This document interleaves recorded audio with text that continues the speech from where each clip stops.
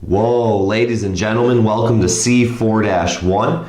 Obviously a beautiful day for math. It's pouring outside, raining, but I'm warm and toasty in here with a cup of coffee and about to do some math with y'all. We're starting in a new chapter, chapter 4, and looking at what we have here, let's see, a definition, a point in the interior of the domain of a function f at which the derivative equals 0 or the derivative does not exist is a critical point of f.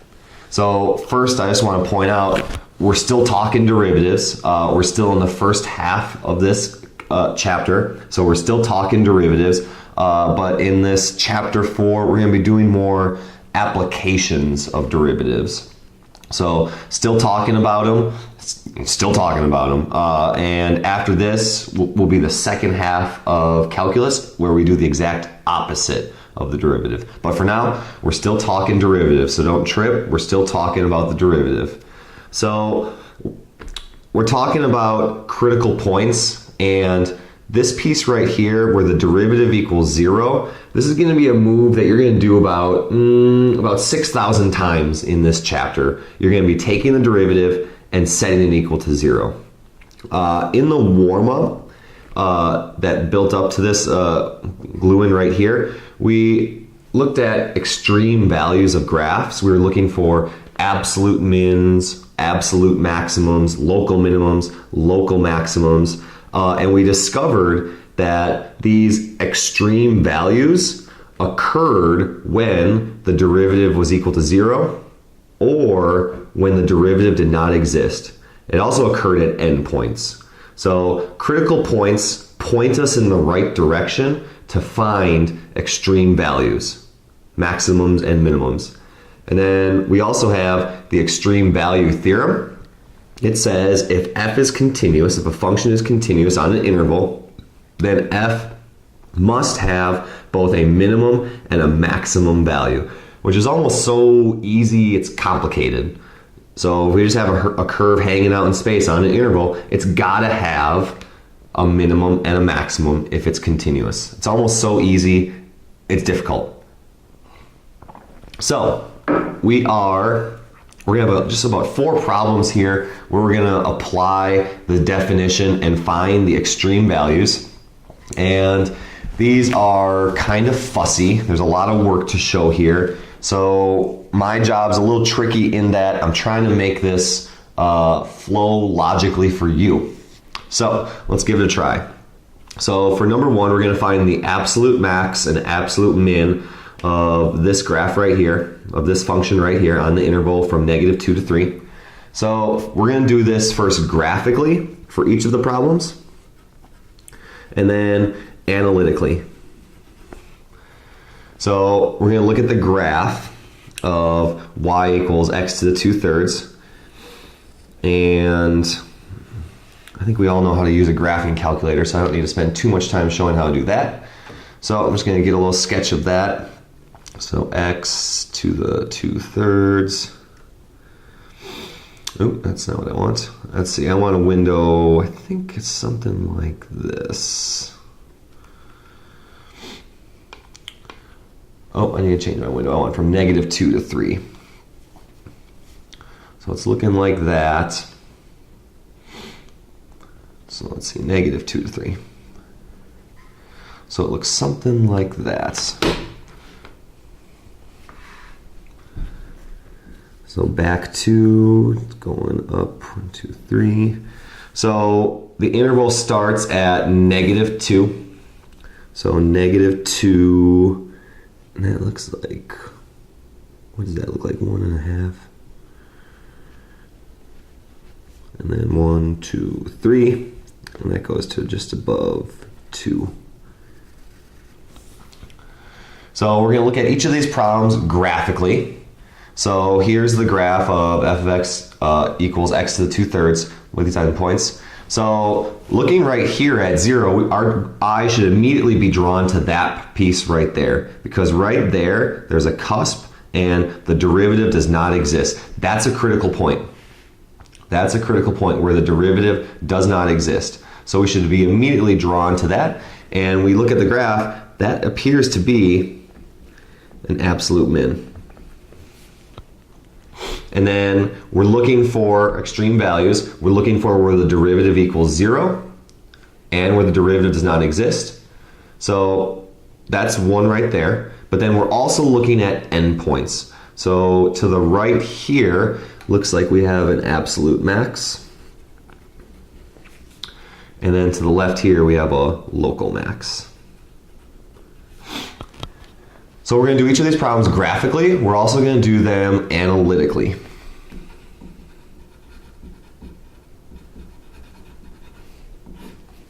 And the original function we have is f of x equals x to the 2/3. So this is going to be a move we're going to do, I don't know, like 6,000 times. We're going to take this equation and we're going to take the derivative.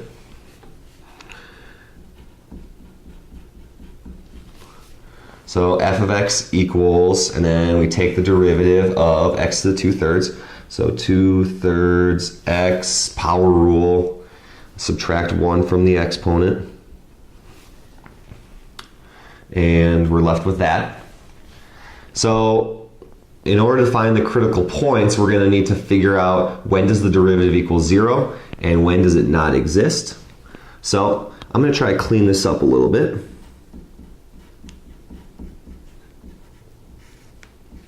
So 2/3, make a big old fraction, and then it's x to the negative 1/3. So I'm going to put the 1/3 power downstairs. So I'm trying to figure out where the derivative equals 0 and where the derivative does not exist. So I need to break this up into two separate cases. Oops, f of x does not exist. So I'm going to break this into two separate cases. So here's where my job's a little tricky, trying to make this flow logically and make sense for y'all. So here's our derivative. We're trying to figure out where the derivative does not exist. So we'll notice we have a fraction for the derivative. So the big no-no with fractions is where the denominator equals 0. So in order to figure out where the derivative does not equal, or the derivative does not exist, I'm going to set the denominator equal to 0. Because that would make a contradiction. That would make 0 in the denominator, and that's the big no-no. That would make the derivative not exist. So solve for x, divide by 3. That gives us x to the 1/3 equals 0. And then to solve for x here, zoom down a little bit. To zoom down, let's see, okay, to make that disappear, I'm going to raise both sides to the 3rd power. So x equals 0. And that should not be surprising because we already know there's a critical point there by just looking at the graph. X equals 0, the derivative does not exist. That's a critical point, and at that critical point, there is an absolute min. Then, in order to find out where the derivative equals 0, I'm going to set the numerator equal to 0. Because if the numerator is equal to 0, then it's 0 divided by whatever, and then the derivative is equal to 0. So I'm going to set the numerator equal to 0, which is never true. And it's never equal to 0. So let's summarize what we have here in a little table. So x, reason, and max or min.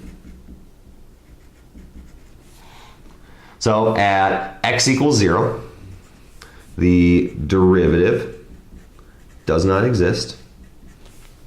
So at x equals 0, that's an extreme value, and why that is because the derivative does not exist, and we see from the graph that is an absolute min. And at that point, we would plug in at x equals 0, so we're going to plug in 0 into the original function, and we get 0. So that is an absolute min there. And then we also must consider the endpoints. So at -2, there is an extreme value, and that's because there's an endpoint. And that's a local max. And if I plug in f of negative 2, that's negative 2 to the 2/3 power. Am I still on the page? Yes, I am. Negative 2 to the second power is 4, and then the fraction here is the denominator 3. That means it's the third root.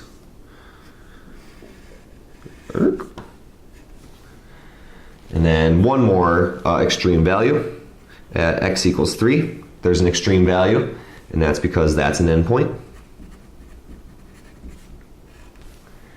And then that is an absolute max. And at f of 3, we plug that in, 3 to the 2/3. Zoom down. F of 3 equals 3 squared is 9. That would be the third root of 9. So the problem asks for the absolute max. So absolute max is there at 3, and the absolute min is at 0. All right, so we're going to repeat this process 3 more times. Page 2. So next problem is find the extreme values of that beast right there. So let's look at a graph of that. Again, we're going to do this graphically first, so we know what we're talking about. And I already know what this looks like. I know there are asymptotes at 2 because we can't plug in 2 into this. 4 minus 2 squared would be 4. We have 0 in the denominator, no good. And then, so I know it looks like this. You should confirm using your graphing calculator. So we graph it and it looks like that. And looking on that graph at x equals 0, I see a critical point. Again, critical point is where the derivative equals 0 or the derivative does not exist. Here's a critical point. The derivative does not, the derivative equals 0. Additionally, we look at that critical point and we see, that's an absolute min.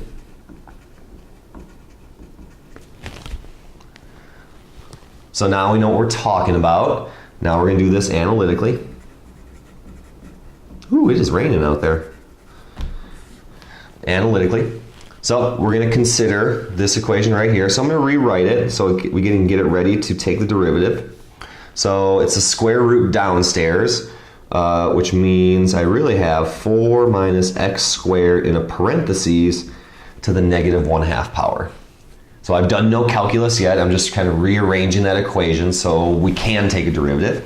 And now I will take a derivative because we're going to do this about 5,999 more times in this chapter. We're going to take the derivative and set it equal to 0. So f prime of x. So the outside function is the negative 1/2 power. Leave the inside alone. Chain rule always applies. Subtract 1, power rule.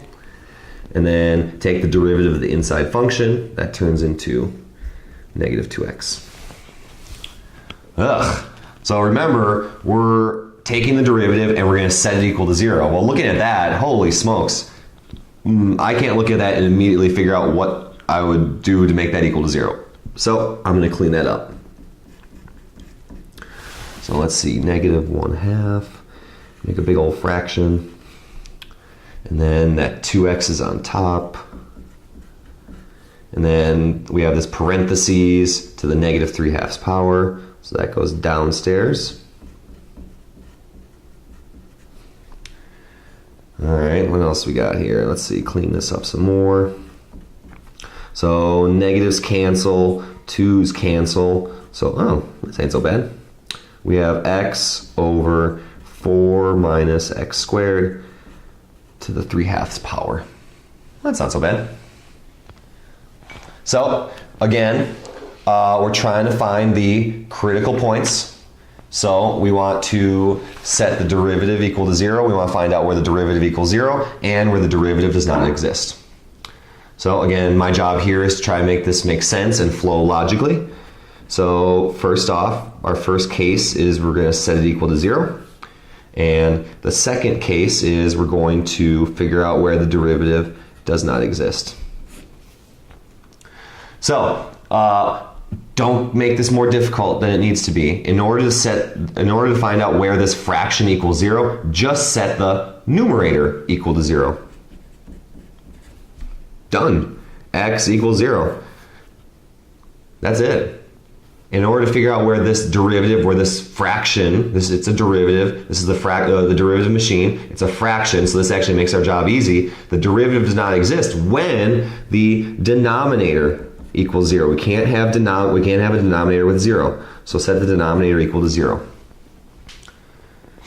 And then we solve for x. So let's see, I have the x inside this parentheses to the 3/2 power. So I'm going to raise both sides to the 2/3 power, because 3/2 times 2/3 makes 1. So then we're just left with 4 minus x squared equals 0. And then solving for x, so let's see, that would turn into x squared equals 4. Take the square root of both sides, I would get x equals plus or minus 2. So we have some critical points here. We have a critical point at x equals 0, which is not surprising because we see we have an absolute min there from our graph. And then here we have critical points at x equals plus or minus 2. And that's not surprising either because we have asymptotes there. However, critical points don't necessarily line up with extreme values. It's a necessary test, but it's not a sufficient test. So right here, yes, these are critical points, but it's not in the domain.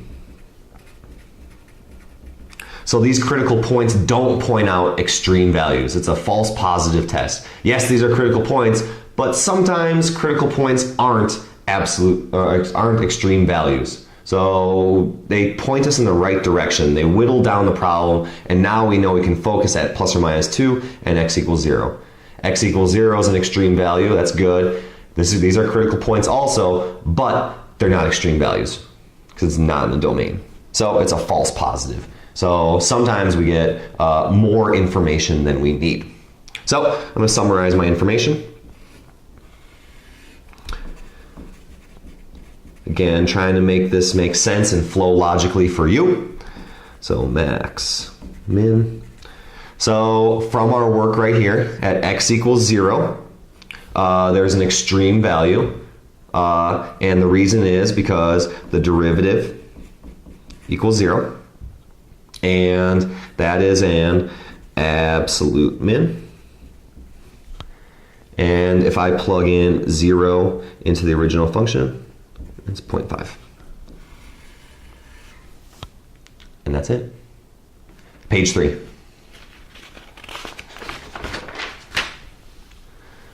Oh man, you knew it. You knew there would be a piecewise function here. Absolutely. So problem 3, find the extreme values of that thing right there. So let's do this again. Again, we're going to do this graphically. So draw a little sketchy poo of this. And I know what this looks like.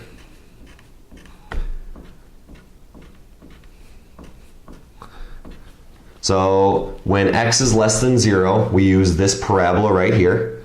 So I know it looks like this, 1, 3, and then 0, 5. And then, actually I don't know what it looks like after that, so I'm going to graph it actually. 5 minus 2x squared. Okay, there it is. So the parabola looks like that. So when x is less than 1, we use the parabola right there. And then we'll notice there's a transition zone at x equals 1. And our previous work in previous chapters kind of should point out that, something funky might be happening at 1. Because maybe there's not a smooth transition from the parabola to the line. And then I know what this looks like. So at 1, 3, and then it goes up 1 and up 1. So I've graphed these two right here. If you're not sure what to do there, I'd make sure go back to an earlier lesson about piecewise functions. At x is greater than 0, we use the line. So I see two critical points right there. I see a critical point right here because the derivative equals 0, so that's the top of the mountain, and then the slope equals 0, the derivative equals 0. That's a critical point, and lo and behold, that is a local max. And then down here, I see a critical point again because the derivative abruptly switches from a negative slope to a positive slope. So that's a local min. Local min. So we're about to do some math. We're about to do this analytically, and we should know we're going to get two critical points. And this is going to be a little more complicated because now we have two equations to consider analytically. So we're going to do this analytically. So we have two original equations, f of x equals 5 minus 2x squared, and f of x equals x plus 2. So, okay, so now we have to take the derivative. Again, we're going to do this about 5,998 more times. We're going to take the derivative. So that would be negative 4x, and then the other one would be simply 1. So there are two derivatives, and again, we need to figure out where the derivative equals 0 and where the derivative does not exist. So I'm going to set each of these equal to 0. So negative 4x equals 0 and 1 equals 0. Again, I'm setting the derivative equal to 0, so here are my two derivatives. So negative 4x equals 0, divided by negative x equals 0. That should not be surprising. We know there's a critical point at x equals 0. Not surprising. And then 1 equals 0. Never. So no critical point there. All right.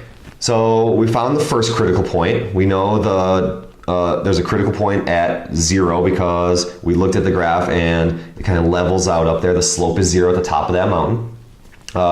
This one's a little more fussy in that it's a little different from what we've been talking about. So in the previous two problems, we found where the derivative does not exist. And in those two previous problems, we had a fraction.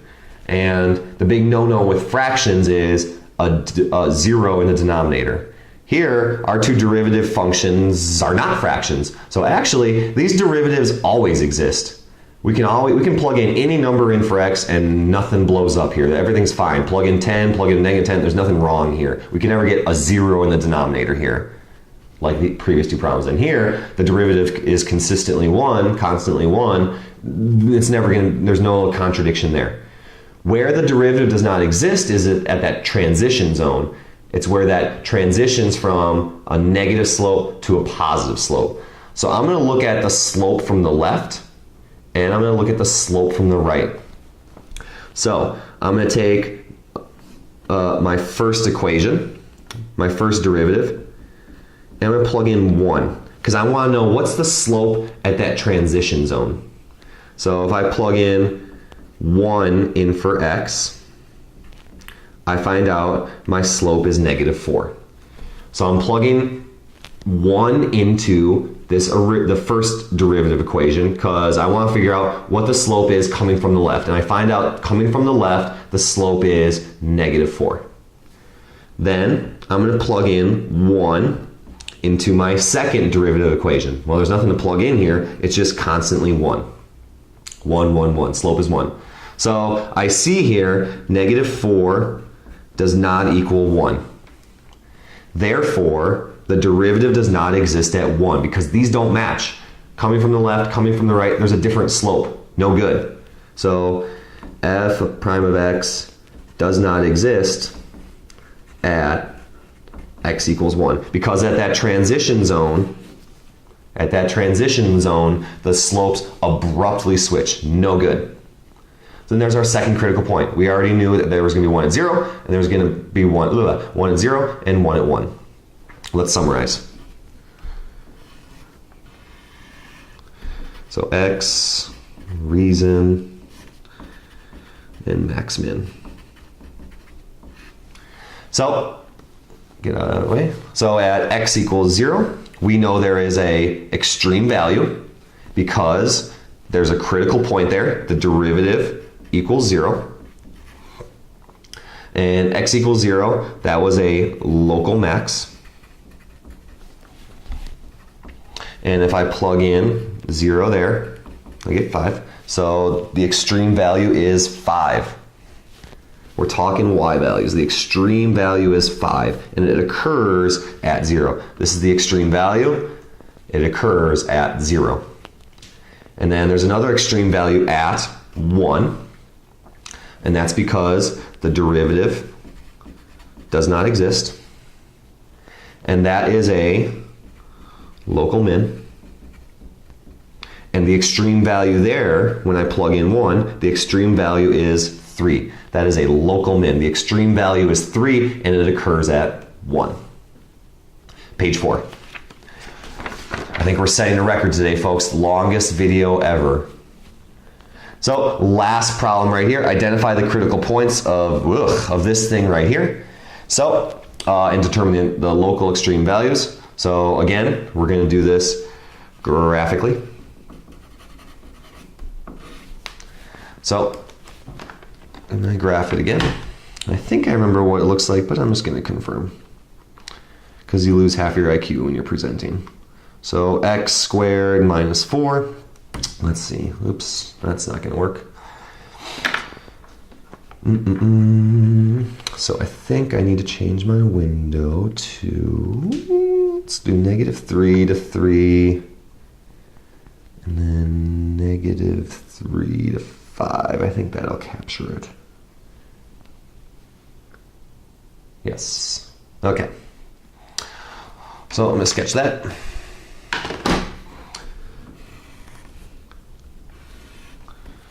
Boom, boom, boom, boom. And it goes all the way down to 3 at 1. And then there's x-intercepts there. And it does reach all the way up to 0.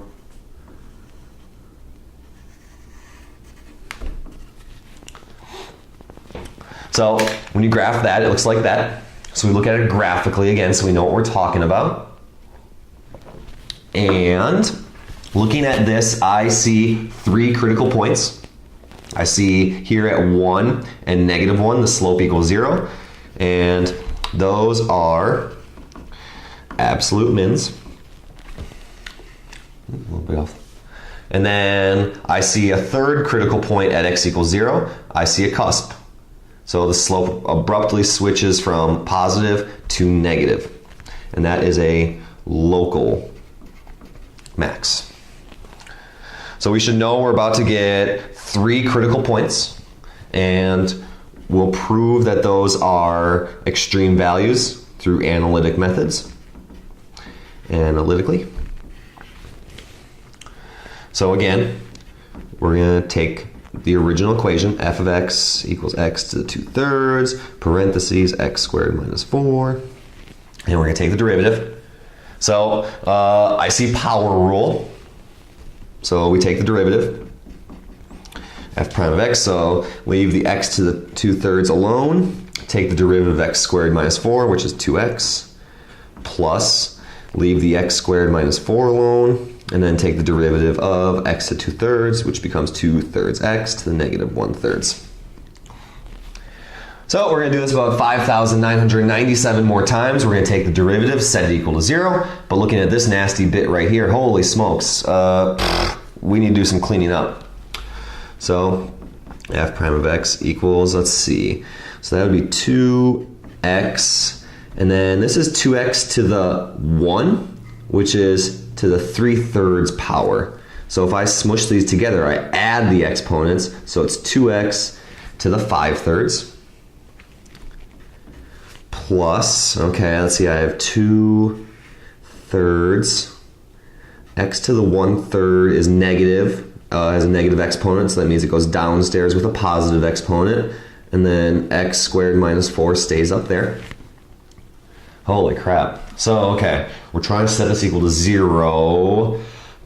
Now we need to combine these fractions. So let's see. That's not a fraction. This is a fraction. The denominator is 3x to the 1/3, which means I need to somehow scooch in here and multiply this first bit by 3x to the 1/3. 3x to the 1/3. Can I see that? So, okay, so the denominator here is 3x to the 1/3. I need this bit to have 3x to the 1/3 also. So then I can smush these fractions together. So the denominator here is that, so I'm gonna make the denominator also that, but then I need to multiply that. So f prime of x equals 3 times 2 is 6. Oh, this is fun. X to the 1/3 times x to the 5/3. I add the exponents. 1/3 plus 5/3 is 6/3. That becomes 6x squared. Plus, now I have the same denominator. And then I can distribute through that 2, so 2x squared minus 8. Oh, this is cleaning up just lovely. Of course it is. This is calculus. Everything always works out. So 6x squared plus 2x squared is 8x squared minus 8. Ugh, this is perfect. Look how much that cleaned up. That's perfect. So again, we have 2 jobs ahead of us. We need to figure out where the derivative equals 0 and where the derivative does not exist. So again, this is actually kind of simple. We need to set the numerator equal to 0 to figure out where it equals 0. And then we solve for x. So let's see. Ooh, this becomes x squared equals 1. So x equals plus or minus 1. Which is not surprising, because at 1 and negative 1, I see slope equals 0. That's a critical point. We knew that was going to happen. Not surprising. And then to find out where the derivative does not exist, I set the denominator equal to 0, because that's the big no-no with fractions. So solve for x, divide by 3, x to the 1/3 equals 0, raise both sides to the 3rd, x equals 0. Which again, not surprising, the derivative does not exist at 0. There's a cusp, not surprising. All right, let's summarize. We're done. We're done. So at x, we got some reasons, we got some raisins, and then max or min. So let's see, I'm gonna be lazy. At x equals plus or minus 1, the derivative equals 0. So we know there is a critical point at plus or minus 1, when x is plus or minus 1. And we know that those are absolute mins. So we got some extreme values at plus or minus 1. We know there's extreme values because the derivative equals 0. And if I plug in 0 into the original function, I get, oh, not 0. I plug in plus or minus 1 into that. I get negative 3. These are the absolute mins. Whoop. At 1 and negative 1, absolute min. And then the third critical point we got was at x equals 0. And there's an extreme value there also because the derivative does not exist. And there was a local max. And at that local max, we plug in f of 0, we get 0. Boom. Wow, that is a record. 34 minutes. You are now ready for that assignment. Enjoy.